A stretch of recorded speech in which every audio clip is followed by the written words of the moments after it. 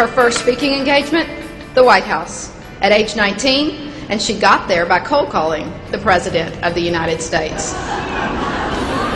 Now, we have the absolute privilege of having what I think is one of the best speakers I've ever heard. Here to help us jumpstart our next 100 years of success, please join me in welcoming Joy Baldridge.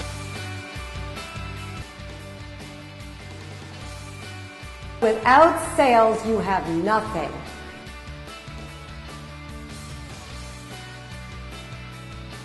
You have to ask them questions. So those who ask the questions have the power. Those who prepare most win. So be prepared with the word really. Be prepared with the question. What's most important to you about? Why is that? Anything else? Really? And also, the third most critical golden nugget is that people are persuaded most by their own words. People are persuaded most by their own words. So listen to the words that they say and use those words in conversations with them so that they can relate to you. You build a stronger bond. There was an article in Fortune magazine. It said that without two characteristics, you would not be able to sustain a business in this millennium. And those two characteristics are flexibility and adaptability. Because when you're rigid, you break. And relationships break from that rigidity. So keeping in mind flexibility and adaptability could be your vision statement for the future.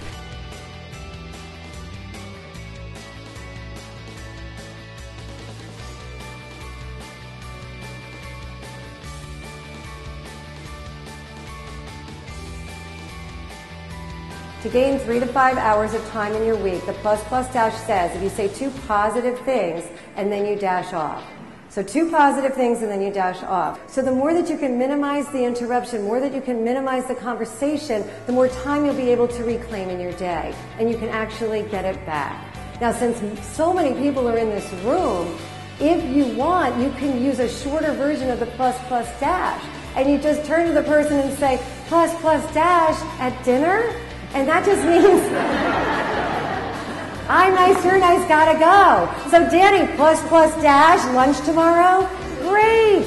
And Steph might not want to say plus plus dash because it takes too long. So we'll just say PPD, PPD, I'm nice, you're nice, gotta go. So this is a way that you can use as code in your pharmacies to save time.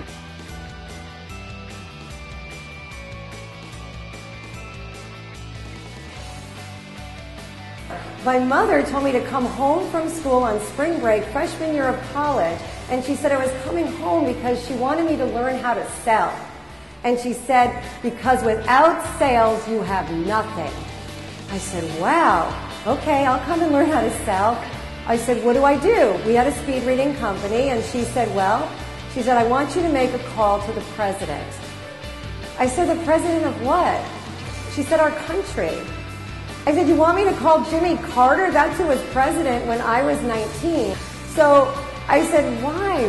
Why am I calling the president of the United States? And she said, because he needs us. I said, how do you know? We had a small business in Greenwich, Connecticut. We just taught people how to read faster. She opens the New York Times. She points to a direct quote. The quote said from Jimmy Carter, I wish I could read faster like JFK. My mother wholeheartedly believed that this was a hot lead. She said, call him. I said, you got the number? And she gave it to me. So I called him. He wasn't there. But somebody answered and said, send information.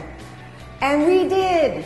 And 6 months later, we got a call from the White House. And the Baldridges went to Washington.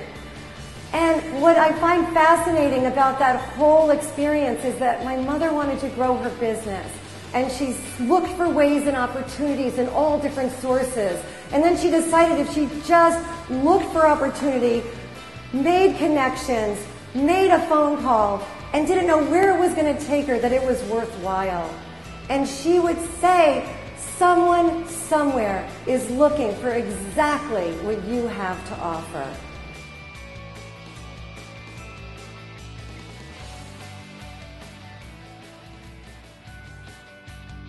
I came up with 3 ways not to talk because I'm a talker. That's my profession. I'll tell you the 3 ways. You decide if you can do them or not. The first is to bite your tongue. And I literally bite my tongue. I was told that you can tell the signs of a good marriage by the number of bite marks on the tongue of the people in the marriage. So you bite your tongue. So bite your tongue in a place that you don't think anybody's going to see. Like, I can do it very naturally. Can you tell? I practice because I can't go left, I can't go straight. I got to go right, or it looks peculiar. So see if you can find a spot to gently bite your tongue and turn to someone near you and see if you look peculiar. Go ahead. How are you looking? And then you learn so much more. So number 1 tip for not speaking, because you're asking questions, you don't want to answer your own question, is to bite your tongue. The second active listening idea is, I call, drink heavily. What I mean by that is I have opportunities where I can actually drink water or tea when I'm with a client. And sometimes you can, sometimes you can't. But I know when I'm drinking, I can't talk. So I'll ask a question, what's most important to you about? And then I take a sip. And then I'll say, and why is that? And I take another sip. And it's amazing how much money I've made drinking. It's incredible because I just ask the question and then I take a sip. And it prevents me from talking.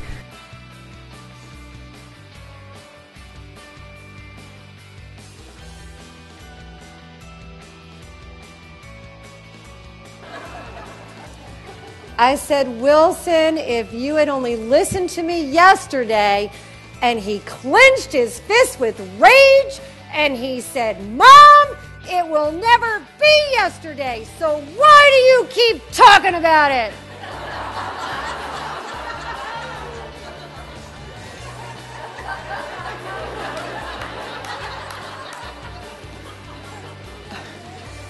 It will never be yesterday.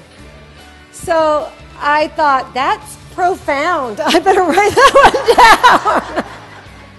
So I didn't know because my son is my child and I thought he's 5. They say cool things at 5. I said to a client that afternoon, I said, tell me if this is just something that I think is cute because he's my son or if this will help you. And I said, my son said it will never be yesterday, so why do you keep talking about it? She thought a minute and said, Joy, that comment alone would have saved me 10 years of therapy. So it will never be yesterday. You have to think, what are you going to do to further your success for tomorrow?